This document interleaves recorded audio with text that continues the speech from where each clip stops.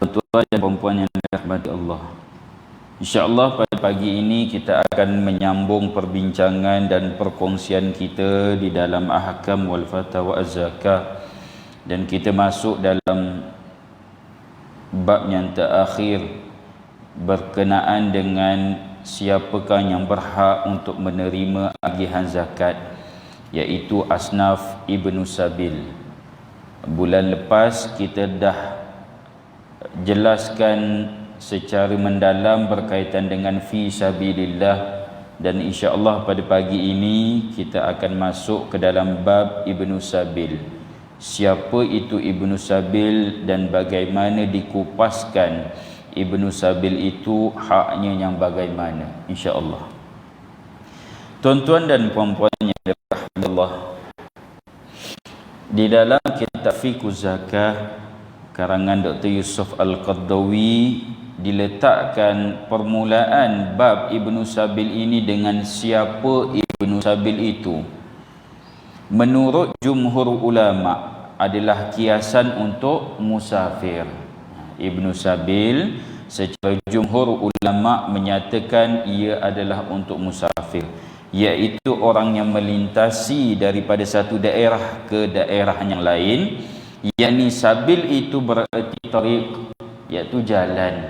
Sabil tariq dikatakan untuk orang yang berjalan di atasnya, yakni Ibnu Sabil ataupun Ibnu tu anaklah, Sabil jalan, nak sebut anak jalan, tapi dijelaskan berkaitan dengan orang di dalam perjalanan bermusafir, kerana tetapnya dia berada di atas jalan itu. Mana dia berada di atas permusafiran, maka ketika itulah dia tertakluk di bawah Ibnu Sabil. Ada satu syair Arab yang menyatakan, aku anak perang, perang mendidikku sejak kecil sampai aku menjadi tua dan juga lanjut usia. Ini dinyatakan di dalam kitab ini. Demikian pula yang dilakukan oleh orang Arab. Mereka menamakan orang yang tetap pada sesuatu disebut dengan perkataan anak, Ibnu Sabil. Sabil. Jadi mengatakan orang yang tetap ataupun berada pada sesuatu itu, orang Arab suka meletakkan sebagai perkataan anak. Dalam tafsir At-Tabari juga menyatakan bahawasanya Ibnu itu juga ditafsirkan sebagai anak yang berada di jalan, yakni dia tetap mengikut akan jalan tersebut.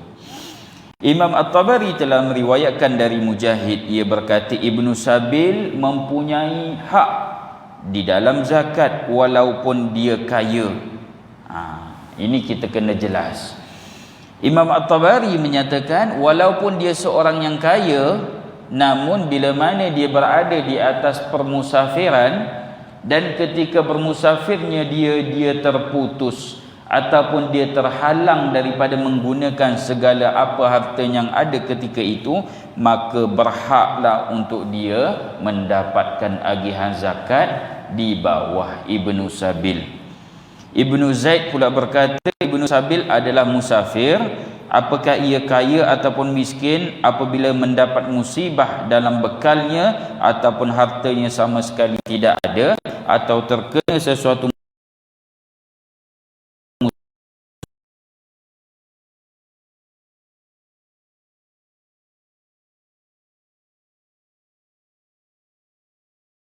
dana Ibnu Sabil.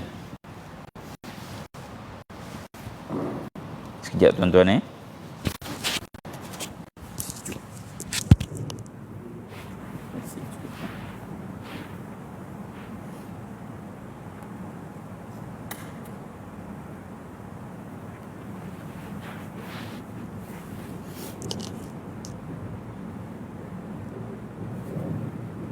sejuk macam pergi Cameron Highland. Saya daripada masuk tadi saya bau apa ni kat sini, pakai perfume macam bau bunga rampai. Pandan kot, dia bau bunga rampai lah, macam rasa nak kahwin, wangi je kan. Okey tuan-tuan perempuan, kita sambung kembali. Di dalam Al-Quran, perkataan Ibnu Sabil ini terdapat banyak disebutkan. Selain daripada ayat berkaitan dengan asnaf zakat, iaitu yang belakang akhir sekali, innama sadaqatu lil fuqara'i wal masakin, sampai yang terakhir wabnis sabil, Ibnu Sabil. Ada juga ayat-ayat lain yang juga banyak dinyatakan berkaitan dengan Ibnu Sabil. Seperti mana firman Allah Subhanahu wa taala dalam surah Al-Isra, a'udzubillahi minasyaitonir rajim, wa atidal qurba haqqahu wal miskina wabnas sabil wa la tubadzir tabdzira.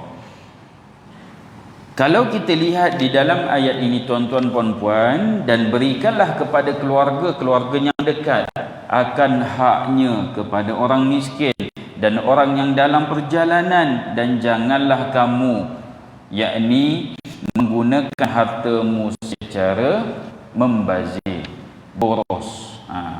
Jangan membazirkan harta-harta. Tuan-tuan dan puan-puan, kalau kita tengok ayat ini menunjukkan kasih sayang untuk berbuat baik kepada satu sama lain. Sebab itu dinyatakan wa atidal qurba haqqah, dan diberikan kepada kurba, kaum kerabat, hak-hak mereka. Kalau isteri kita ada haknya untuk kita tunaikan, anak-anak kita ada hak mereka untuk ditunaikan, dan diri kita sendiri pun ada haknya. Namun dalam soal zakat ataupun sedekah, keutamaan yang perlu kita berikan adalah kepada kurba. Inilah kepada kaum kerabat kita. Ada adik-beradik kita yang susah, utamakan terlebih dahulu. Tapi berbeza dengan kalau kita senang, isteri susah, tak kena. Ada orang dia kata dia nak berzakat kepada isteri dia. Ini ada satu persoalan, tak dibenarkan sebab nafkah. Berbeza dengan seorang isteri memberikan zakat kepada suaminya. Itu ada perbincangannya. Namun sebagai seorang suami, kalau dia nak berzakat kepada isterinya, bukan. Sebab isteri itu adalah tanggungan wajib kepada seorang suami. Sama juga seorang ayah yang menanggung anaknya yang belum lagi bekerja, boleh lagi mampu untuk menampung diri. Ayah itu tak boleh untuk berzakat terus kepada anaknya. Itu yang nanti kita akan bincangkan. Kemudian wal miskin, kepada orang miskin, fakir miskin disebutkan di sini wabnis sabil. Mana ada satu kaitan yang rapat dalam sudut hak-hak mereka itu. Selain daripada ayat berkaitan dengan asnaf tadi, ayat ini juga menyatakan bahawasanya inilah kasih sayang antara keluarga, utamakan. Antara orang miskin diutamakan, dan untuk orang yang bermusafir diutamakan juga. Sebab tu tuan-tuan puan-puan, kita kalau nampak ada musafir datang, dululah kan, kalau zaman dulu-dulu duduk kampung, nampak orang daripada luar datang kan, kita punya sambut tu, punyalah nak ikramkan tetamu tu, nak muliakan tetamu tu, ajak main rumah, jamu makan, bagi minum, semua kita buat. Berbeza dengan sekarang. Sekarang ni adalah situasinya, kadang-kadang kita takut menipu ke, pencuri ke, dan sebagainya. Walaupun di dalam Islam itu tidaklah untuk mengajar kita suuzon, berprasangka buruk, namun situasi semasa kita perlu ada konteks yang sedemikian sebab keadaan.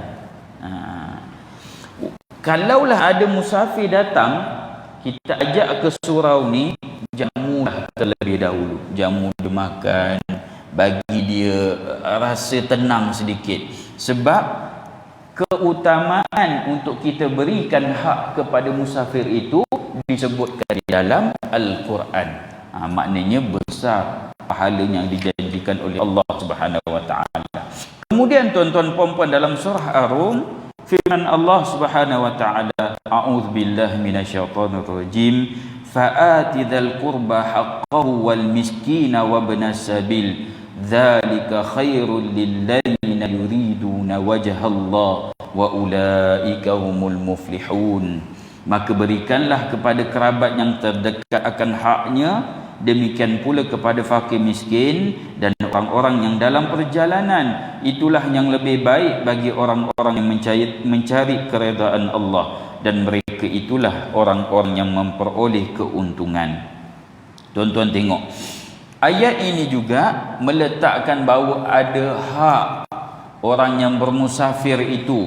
Bila sampai ke satu tempat, maka dia ada hak kepada tempat tersebut. Bukan hak untuk dia ambil, tapi untuk dia diraikan. Sebab tu cantiknya dalam Islam ni, dia meraikan tetamu. Kan Nabi SAW pun ada sebutkan dalam satu hadisnya, bagaimana kalau orang itu beriman kepada Allah, kepada Rasul, pada hari akhirat, maka dia akan memuliakan tetamunya. Tetamu ni bukan sekadar saudara mara. Kita kadang-kadang salah faham, saudara mara kita muliakan, orang lain tak apalah. Kadang-kadang tu yang kita sampai terbawa-bawa dekat anak kita. Saudara datang, tak apa, masuk bilik. Duduk diam-diam dalam bilik. So duduk diam-diam, jangan bising. Bila saudara tanya kenapa anak tu, so diam-diam, jangan ganggu. Tak. Sedangkan dalam Islam, muliakan tetamu. Dalam ayat ini juga tuan-tuan perempuan, untuk keutamaan diberikan hak kepada fakir miskin. Kepada keluarga tadi dah selesai, kepada fakir miskin, orang yang dalam perjalanan. Sebab itulah kalau kita tengok dalam sejarah sirah Nabi SAW, ke mana juga perjalanan Nabi SAW pergi, sampai je ke tempat itu akan dijamu. Ini sunnah sebenarnya kan, ataupun tuntutan untuk kita memberikan layanan yang terbaik kepada musafir. Kita orang musafir ni penat. Bermusafir itu satu perkara yang memang meletihkan. Sebab itulah dalam Islam diletakkan situasi yang sedemikian, dijamu, diberikan tempat untuk berehat dan sebagainya. Sebab itulah cantiknya aturan Allah Subhanallah, bermusafir adanya rukhsah untuk solat. Sampai ke tahap puasa, bermusafir dibenarkan untuk dia berbuka puasa. Tapi wajib digantikan. Jadi permusafiran itu di dalam Islam adalah satu perkara yang dituntut. Bermusafirlah untuk melihat kebesaran Allah Subhanahu Wa Taala. Sebab itulah kita bermusafir niatnya kerana Allah Subhanahu Wa Taala. Dan seterusnya, dalam ayat Quran Madaniyah, Allah telah menjadikannya sebagai salah satu sasaran untuk infak, yakni infak wajib sebagai zakat ataupun infak yang sunat. Pemberianlah, yakni sedekah, sama ada zakat ataupun sedekah biasa. Yang sunnah, Allah Subhanahu Wa Taala menjadikannya ialah untuk memberikan satu keistimewaan kepada orang yang bermusafir. Nanti saya akan cerita tuan-tuan perempuan bagaimana untuk kita mengetahui. Sebagai contoh situasi biasalah, datang satu jemaah ke tempat kita dan dia bermusafir untuk mendapatkan tempat sementara. Macam mana untuk kita meraihkan mereka? Firman Allah Subhanahu Wa Taala, a'udzubillahi minasyaitonirrajim, yas'alunaka madza yunfiqun qul ma anfaqtum min khairin falillahi walil walidaini wal aqrabina wal yatama wal masakin wabnis sabil. Mereka bertanya kepadamu tentang apa yang mereka nafkahkan. Jawablah, apa saja harta yang kamu nafkahkan hendaklah diberikan kepada ibu bapa, kaum kerabat, anak-anak yatim, orang-orang miskin dan orang-orang yang sedang dalam perjalanan. Banyak tuan-tuan perempuan ayat berkaitan Ibnu Sabil. Ayat ini juga menyatakan apa yang perlu kita nafkahkan ke jalan Allah itu. Sebab itulah diberikan kepada ibu bapa sebagai nafkah, pemberian kemudian kepada kaum kerabat, ahli keluarga yang terdekat diutamakan terlebih dahulu, kepada anak-anak yatim, kemudian orang miskin dan orang yang sedang dalam perjalanan. Sebab itulah dalam satu adab untuk kita bermusafir, sebelum bermusafir itu pastikan kecukupan. Itu pertama sekali.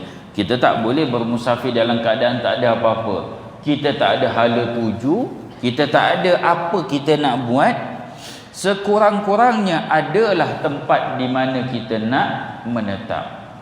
Bermusafir, adab bermusafir. Sebagai contoh, daripada Perlis kita nak ke Johor, niatnya kerana nak mencari kerja, cukup sekadar itu pun dikira bermusafir.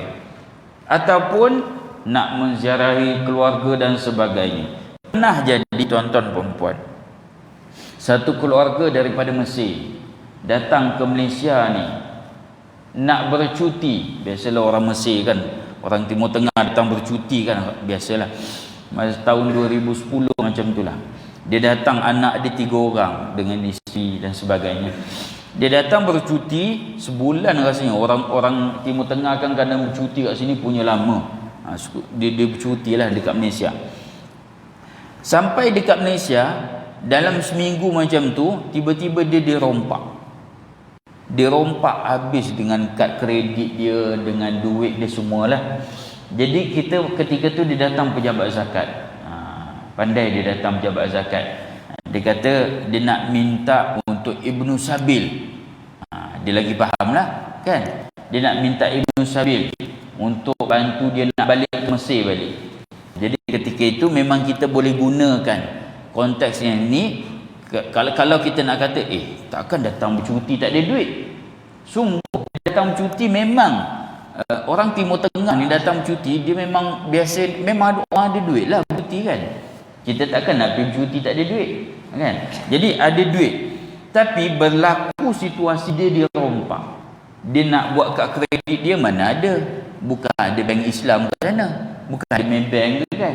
Dia tak boleh nak buat semua. Maknanya ketika itu harta dia telah terhalang untuk dia menggunakan Ibnu Sabil lah. Dia tak ada apa lagi dah. Jadi ketika itu kita bagi dia makan dan kita bantu untuk bawakan dia ke kedutaan Mesir terlebih dahulu. Sebab pasport hilang dah. Jadi nak balik pun kita bagi duit, beli tiket, tak lepas dia dekat immigration kan. Jadi bawa ke kedutaan Mesir. Alhamdulillah, kedutaan Mesir sendiri yang bantu dia balik ke Mesir. Alhamdulillah lah. Itu yang berlaku. Sama juga pernah saya bantu orang untuk balik ke Indonesia. Ada satu tempat, apa nama dia tak tempat, Sulawesi ke apa tak, saya pun lupa. Jadi dia datang untuk tujuan berubat, untuk dapatkan perubatan. Sebab di Indonesia katanya kos dia tinggi, jadi dia suka datang ke Malaysia untuk dapatkan perubatan, rawatan lah. Jadi dia dah beli tiket sampai 3 kali, dia terlepas tiket penerbangan untuk balik. Dan dia dah habis duit. Yang tu kita bantu dibawa Ibnu Sabil.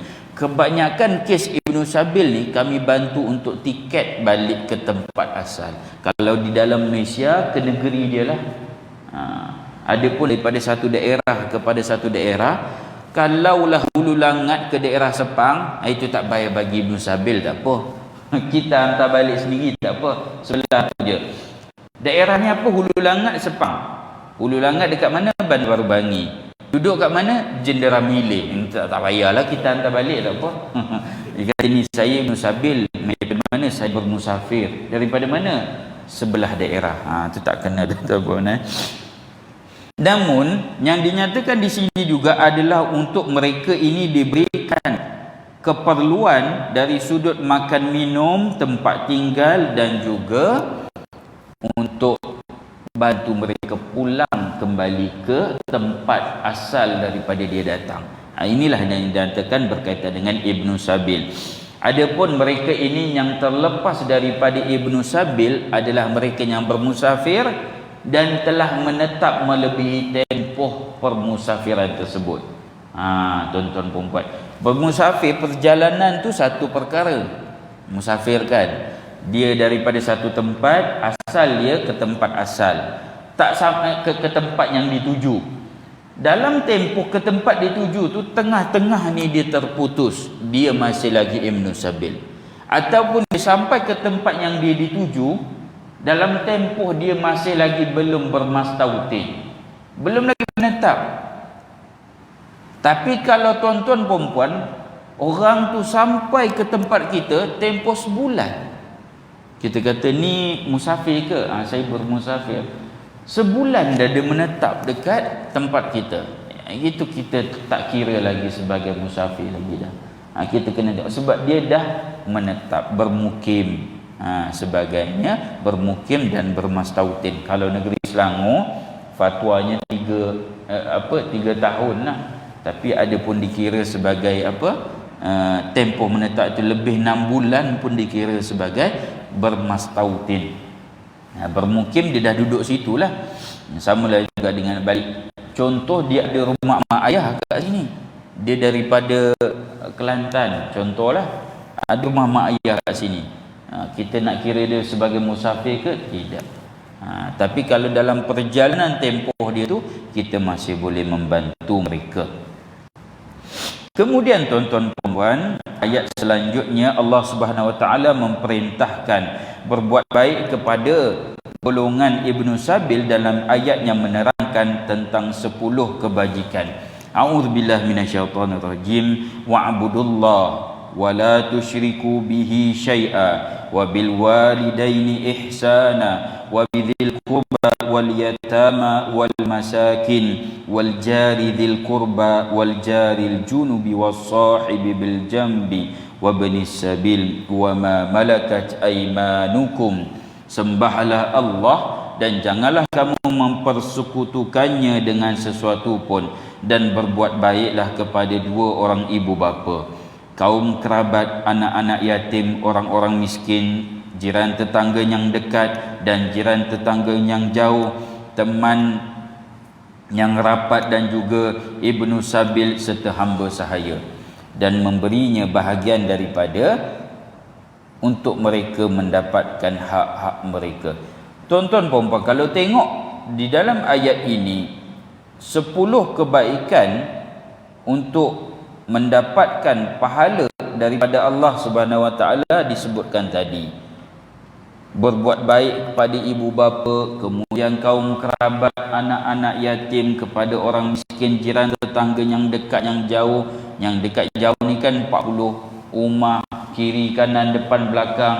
Dah kalau duduk rumah flat, atas bawah pun dikira. Kemudian kepada Ibnu Sabil juga termasuk di dalam kategori berbuat baik kepada mereka. Jadi ini yang kita nak sebut. Kalau ada datang satu jemaah ataupun satu kumpulan ataupun satu pertubuhan dan sebagainya ke tempat kita, raikan terlebih dahulu, kerana di dalam Islam untuk meraikan mereka. Jelaskan apa dia peraturan yang ada kepada mereka. Mungkin tak tahu. Jadi kalau datang nak menumpang sementara, kalau surau kita, masjid kita tak boleh tempat untuk orang musafir datang, bantulah untuk sediakan tempat untuk mereka, sama ada homestay ke sebagainya. Kita jangan risau, Allah dah janjikan pahala banyak ni, sebab kita mengutamakan golongan musafir, Ibnu Sabil tadilah.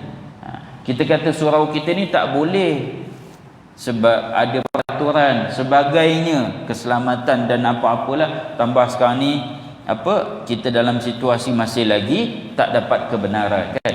Jadi kalau ada, kita bagilah tempat, ada homestay letakkan dulu. Kalau dia kata dia nak beriktikaf, kita kata iktikaf kalau situasi sekarang ni tak dapat kebenaran. Kalau dia kata ini hukum dan sebagainya, bincang baik-baik. Bincang baik-baik. Jangan sesekali kita menghalau. Tuan-tuan puan-puan, apapun perbezaan pandangan ataupun fahaman kita, ada musafir datang, cara yang baik dengan niatnya niat wallahu a'lam lah, tapi cara yang baik, keutamaan untuk kita memuliakan. sebab datangnya tetamu itu membawa barakah. Jadi adakah kita nak menghalau macam tu saja? Tak. Dalam Islam, raikan, jemput dulu. Tak boleh nak bawa masuk sebagainya, takut ada penularan wabak dan sebagainya. Raikan dengan cara yang berbeza. Jemput makan, bagi tempat dan sebagainya. Itu yang dianjurkan di dalam Islam. Kemudian kalau tahu ada tidak cukup kepada orang yang bermusafir itu, penuhi terlebih dahulu. Kalau dia kata kami cukup sebagainya, kami nak duduk je dekat tempat, kami nak duduk je dekat surau ataupun masjid, jadi kita kena bincang elok-elok. Sebab pernah tuan-tuan dan puan, saya pernah berhadapan dengan situasi kita ni tak ada tempat nak berhenti kat mana kan. Jadi kita nak tumpang sekejap. Dalam keadaan tak apa, masuklah. Hilang apa nanti tanggung kau. Dalam keadaan bagi tu, tapi macam pedih kat telinga kita. Kan? Kita macam tak sedap lah kan. Urusan dakwah ke apa dan sebagainya. Kalau macam kami, kita pernah ikut ada apa-apa, kita kumpulan lah, kita nak pergi dakwah lah, nak pergi ke satu tempat di pendalaman. Jadi kita kena masuk tu, mana ada hotel kat pendalaman? Tak ada. Oyo hotel tak jumpa. Jadi kita nak tumpang lah di surau. Jadi dia tengok kita atas bawah kan, kita dah tak sedap. Kita pergi rumah orang tuan-tuan, kita orang tengok kita atas bawah, kita tak sedap dah, tak seronok.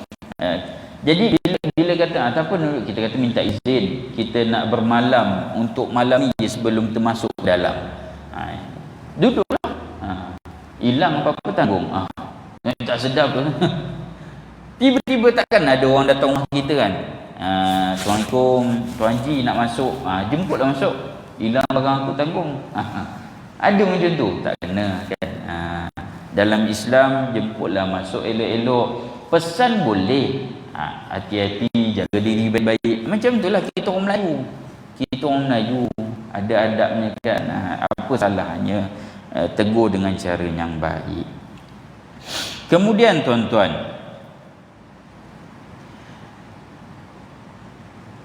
ayat selanjutnya menyatakan bahawasanya sebahagian daripada Baitul Mal juga boleh diambil dan diberikan kepada golongan Ibnu Sabil. Selain daripada zakat, bahagian daripada Baitul Mal sama ada wang yang selain daripada zakat juga boleh diberikan kepada Ibnu Sabil.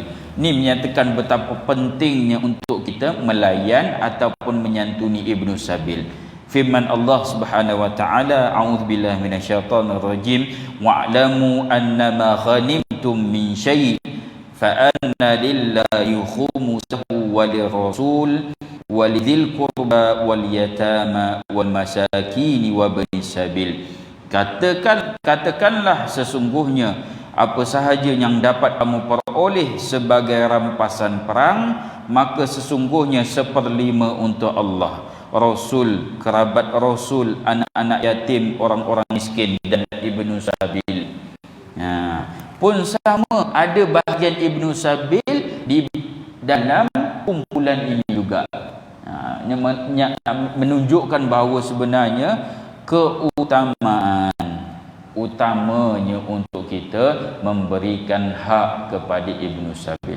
Walaupun yang datang itu dengan pakaian compang-camping, kalau kita tahu memang nampak gaya dia bermusafir, apa salahnya untuk kita menyantuni terlebih dahulu. Sebab tu saya berulang kali tuan-tuan puan-puan, sebab situasi sama juga dengan kami di kaunter. Kalaulah ada orang yang datang sebagai Ibnu Sabil, kita tahu dia memang tak ada rekod. Dia kata saya nak balik kampung, tapi tak ada langsung duit dah terputus. Kita bantu. Kalau yang muda-muda sihat mampu naik bas, kita belikan tiket bas, bagi duit belanja, baliklah. Tapi kalau datang tengok 10 kali nak balik kampung, kita kata ini dah bukan Ibnu Sabil. Memang ada 10 kali datang. Kita tengok rekod 2010 balik kampung Terengganu, 2011 balik kampung Johor. Kita kata banyak ni kampung. Oh, itu kampung saya berpindah randah. Pun ada. Tu memang ada tuan-tuan perempuan. Semalam saya pergi satu kes lah, keluarga umur baru 35 perempuan ni. Anaknya ada 7. Umur 35, anak 7. Rezeki dia lah, kahwin awal. Tapi 3 orang anak bersama dengan bekas suami. Dia dah bercerai lah. 4 orang anak ni, ni anak yang tidak diketahui bapanya.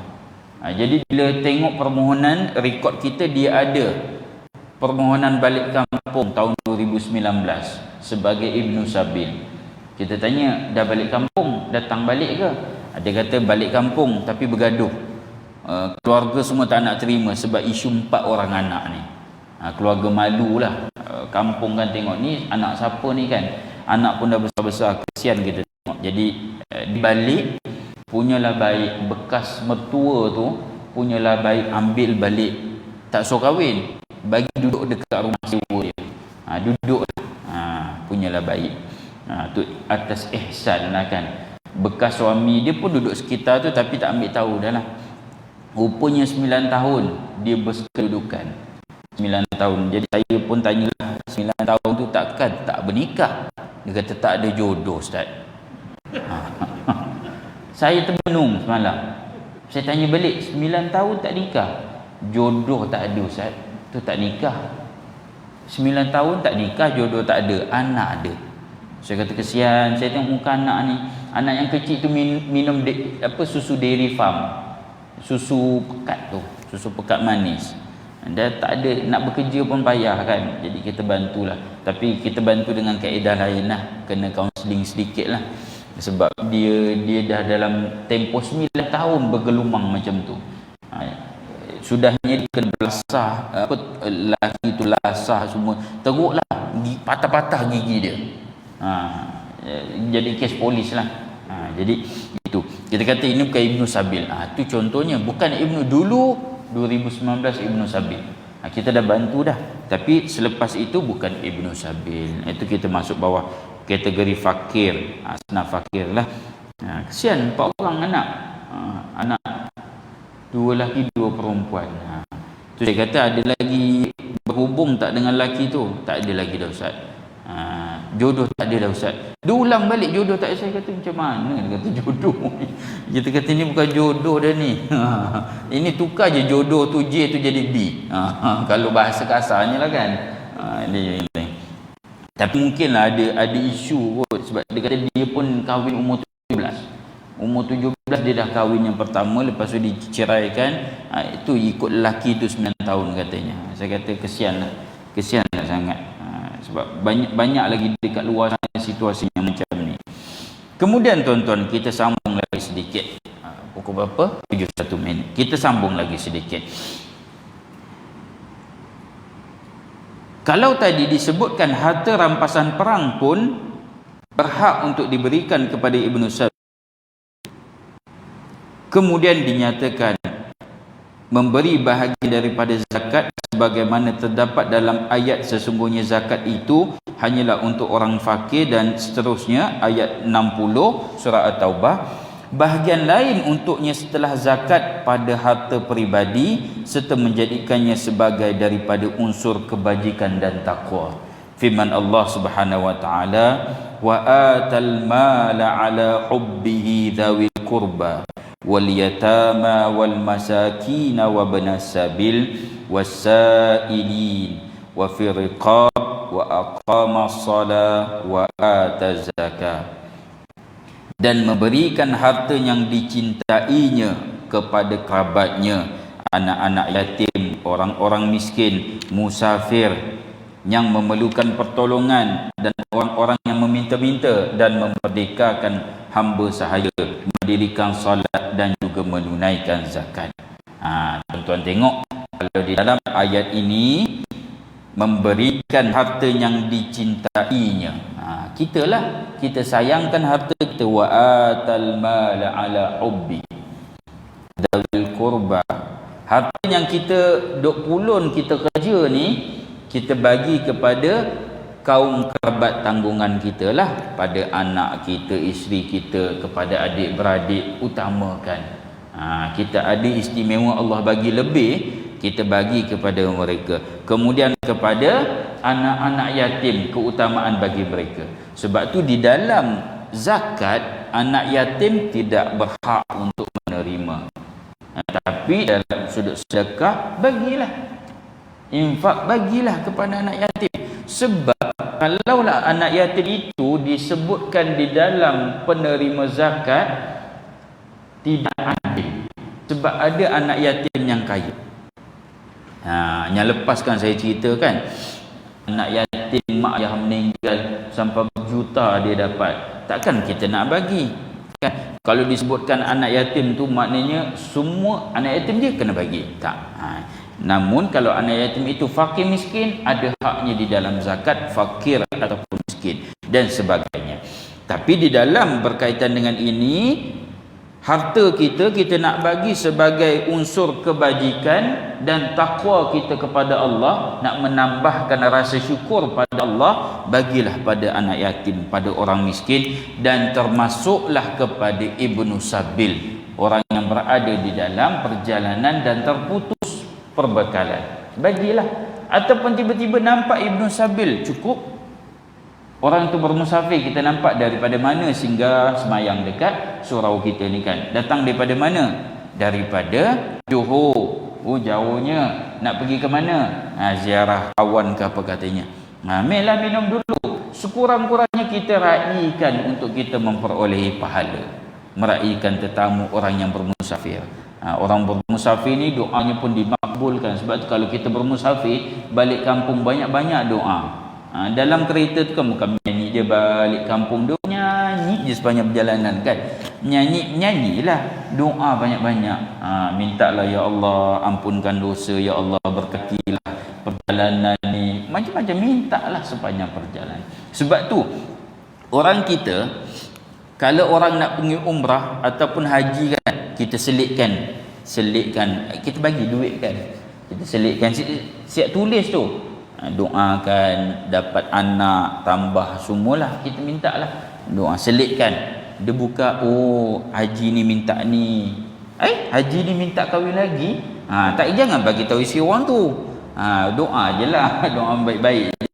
Contoh, apa salahnya nak pergi mana ni nak pergi ke England, kita minta. Nak buat apa pergi England? Nak pergi ziarah ke apa katanya lah. Walaupun dia kata nak bercuti, dia tetap bermusafir. Kita nanti sepanjang perjalanan doakan saya, minta. Kita tapi kata nak pergi mana? Nak pergi London. Buat apa? Nak tengok kelab malam kat sana. Itu jangan minta doa. Tapi orang kita tak adalah sampai macam tu kan.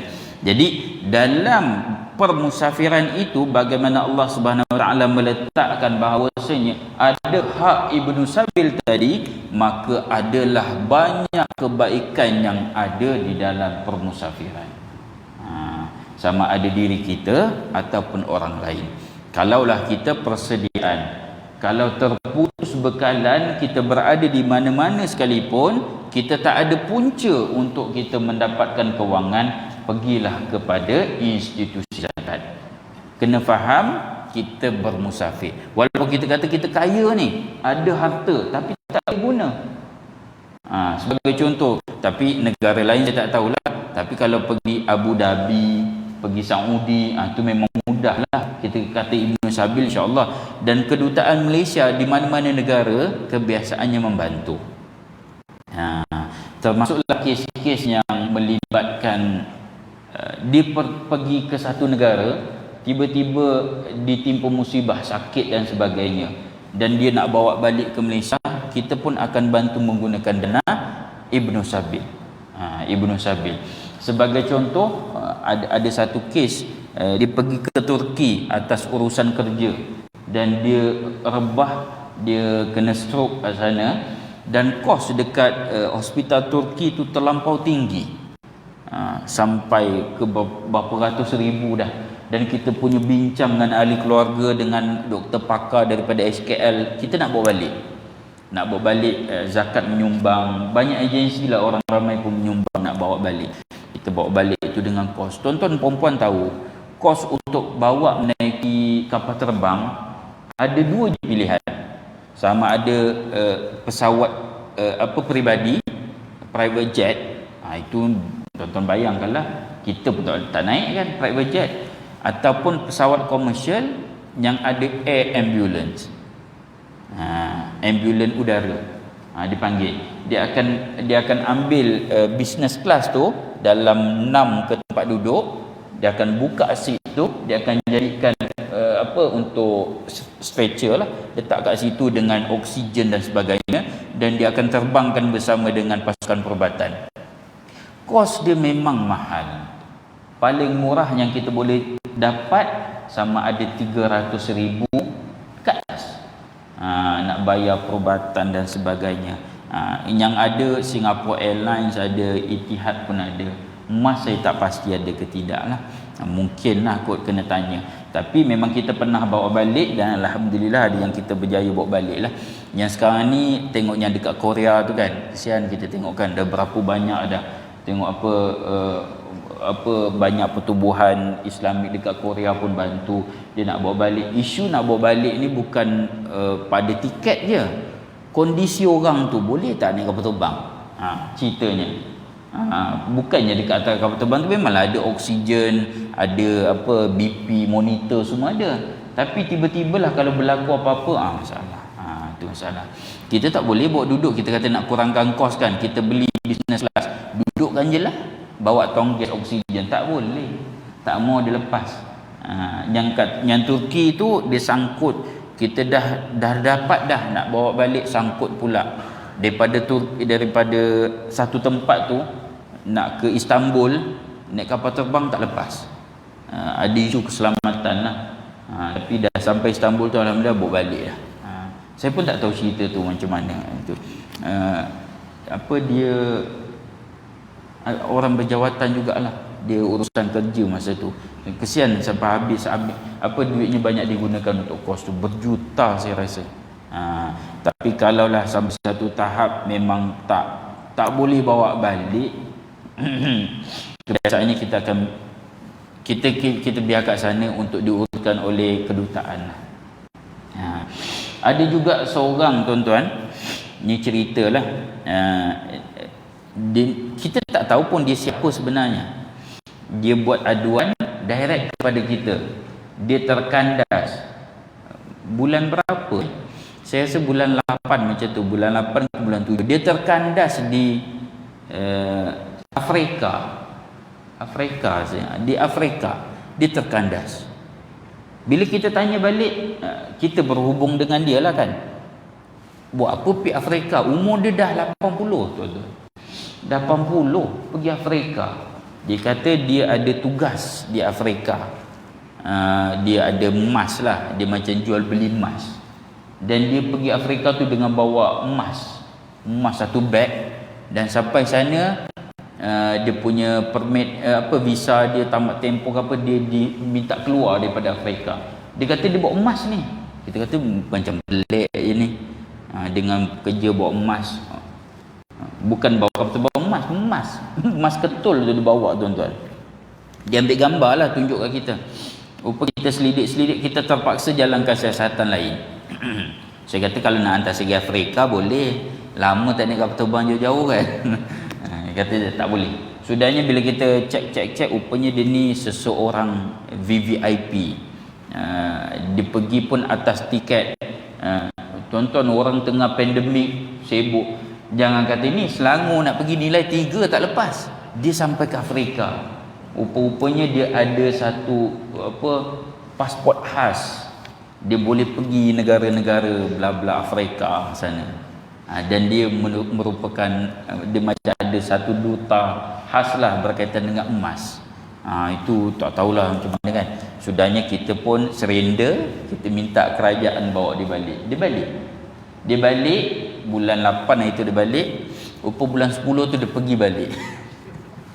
Itu tak tahulah Ibu Sabil macam mana kan. Sebab dia tak ada duit masa tu nak balik. Jadi kalau yang macam tu, dia melibatkan kes-kes apa yang macam tadi, itu bukan, walaupun kita nampak Ibn Sabil, tapi dia di bawah bidang kuasa yang berbeza. Itu tuan-tuan faham. Jadi apa yang kita pelajari juga pada pagi ini sebagai persediaan, kalaulah kita ni bermusafir dan berlaku sesuatu di negara lain, rujuklah kedutaan. Rujuk kedutaan terlebih dahulu dan kita akan berbincang. Kalau kita di negeri Selangor, biasa kedutaan pun akan berbincang dengan kami di Lembaga Zakat Selangor. Samalah juga anak-anak kita yang belajar dan sebagainya. Jadi saya rasa cukup sekadar itu pada pagi ini. InsyaAllah kita akan sambung lagi sebab Ibn Sabil ni agak sedikit panjang, dan bagaimana untuk kita mengenali secara lebih dekat, secara kesimpulan Ibn Sabil itu kita akan kongsikan pada bulan hadapan insya-Allah. Dan sebelum saya tutup perkongsian kita, saya maklumkan juga Zakat Selangor telah membuka permohonan untuk sumbangan pendidikan anak Selangor. Sumbangan pendidikan zakat anak Selangor. Lebih kurang macam itulah nama ni.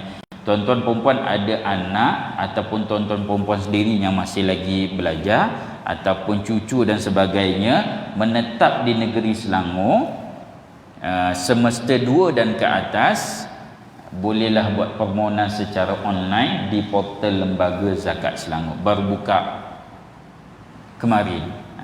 Dia punya poster up pagi tadi pukul 2 pagi. Pandai pukul 2 pagi, dia tak nak jam pukul 2 pagi dia keluarkan. Jadi tuan-tuan perempuan boleh buat permohonan lah kat situ, dan pastikan julat pendapatan isi rumah yang menanggung anak tersebut ataupun lain tu adalah di bawah paras RM5,000 boleh buat permohonan. Jadi insya-Allah semua secara online, tak perlu ambil borang, semua secara online di portal Lembaga Zakat Selangor. Jadi saya rasa cukup sekadar itu. Kalau ada apa-apa soalan dipersilakan Tuan Haji. Boleh?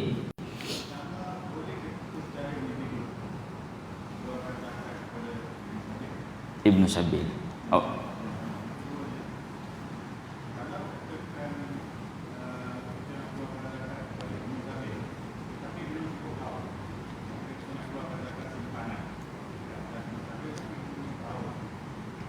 Okey, dua soalan daripada Tuan Haji.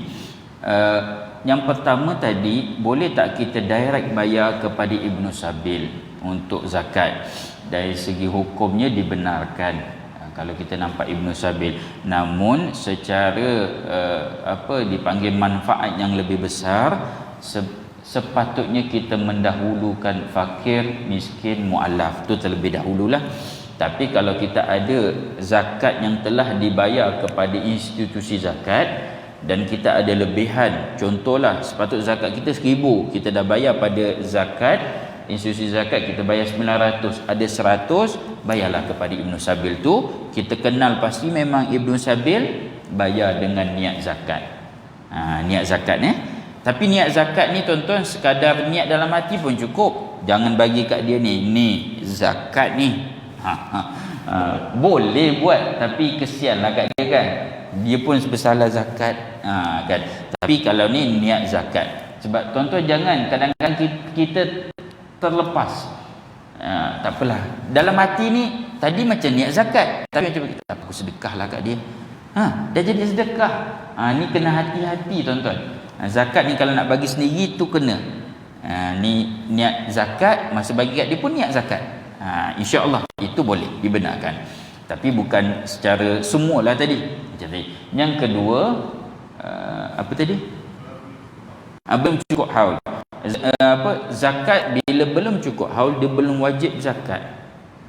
Tapi dari segi pandangan ulama yang terkini, ulama sekarang ni, dibenarkan harus hukumnya untuk bayar zakat yang belum cukup haul, sebagaimana zakat KWSP kita keluar 55 tahun kan, wajibnya setahun selepas itu.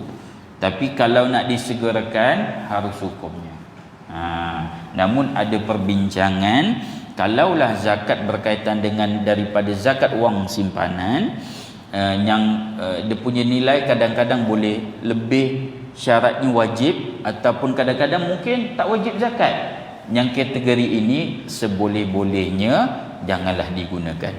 Sebab kita takut kita tak wajib berzakat. Tapi kalau kita dah bagi boleh.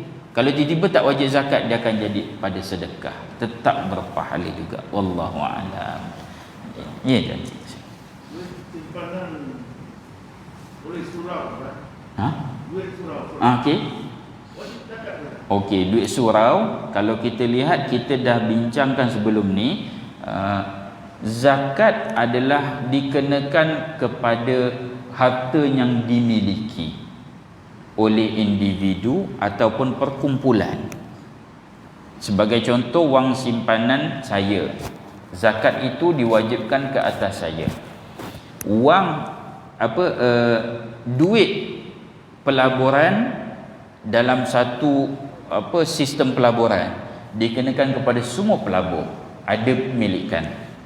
Adapun harta awam dipanggil, ataupun harta wakaf, ataupun harta institusi agama, duit masjid, duit surau, ataupun duit anak-anak yatim, tabung anak-anak yatim, dia tidak ada pemilik dan dia tidak wajib berzakat sebab tak ada memilikan. Syarat zakat ada 3: sempurna milik, Islam sempurna milik dan cukup haul. Islam sempurna milik, cukup haul. Bila tak sempurna milik, tidak ada milikan, maknanya tidak diwajibkan berzakat. Tapi duit koperasi, dia dilaburkan, koperasi ada pemilikan, share saham tu kan, saham koperasi itu dikenakan zakat. Tapi duit surau, duit masjid, duit wakaf, samalah juga duit khairat kematian.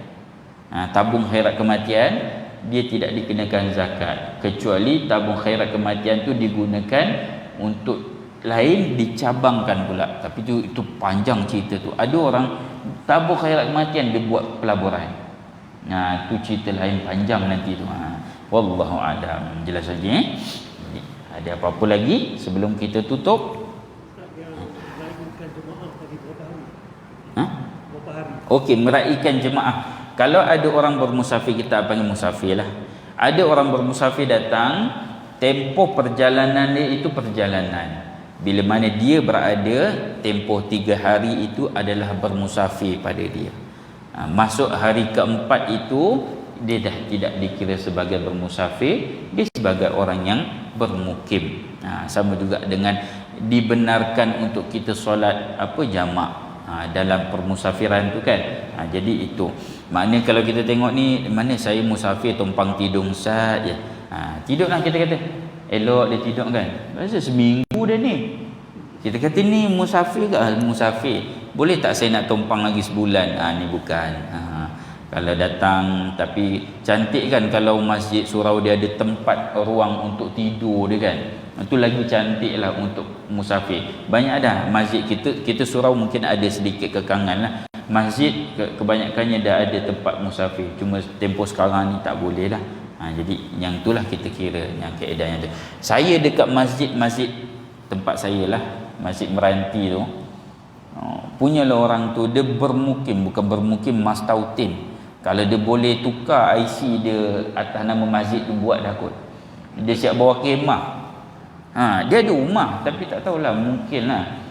Masa kita buat, kami kadang-kadang malam-malam kita akan buat rondaan lah ke surau, ke masjid kan. Kita takut ada gelandangan. Kita risau juga. Pernah kita buat tu dekat Gombak, dekat Masjid Lama Batu 6 Gombak. Kita tanya ni kenapa tidur masjid ni? Masalah sikit lah. Kita dah standby ni. Kita standby mungkinlah nak cari hotel ke apa. Masalah apa? Gaduh dengan isteri. Gaduh dengan bini. Tidur masjid. Dia kata tenang sikit tidur masjid. Tak ada masalah ke? Itu je masalah dia. Jadi itu kita tak bantulah. Jadi wallahu alam. Jadi cukup sekadar itu tuan-tuan dan puan-puan yang dirahmati Allah. Mudah-mudahan Allah kurniakan kefahaman dan juga manfaat atas ilmu yang kita kongsikan pada pagi ini. Cukup sekadar itu. yang baik datang daripada Allah Subhanahu Wa Taala, yang terkurang dan tersilap saya mohon ampun dan maaf serta teguran daripada tuan-tuan puan-puan yang lebih mahir. Jadi kita tangguh dengan baca tasbih kafarah dan surat subhanakallah subhanakallah asyhadu an la ilaha illa astaghfiruka bismillahirrahmanirrahim wal 'asr innal insana lafi khusr illa alladhina amanu wa 'amilus salihati وتواصوا بالحق وتواصوا بالصبر أعوذ بالله من الشيطان الرجيم بسم الله الرحمن الرحيم الحمد لله رب العالمين صلاة والسلام على أشرف الأنبياء والمرسلين وعلى آله وصحبه أجمعين اللهم إنا نسألك الهدى والتقى والعفاف والغنى وصلى الله على نبينا محمد وعلى آله وصحبه وبارك وسلم الحمد لله رب العالمين. Assalamualaikum warahmatullahi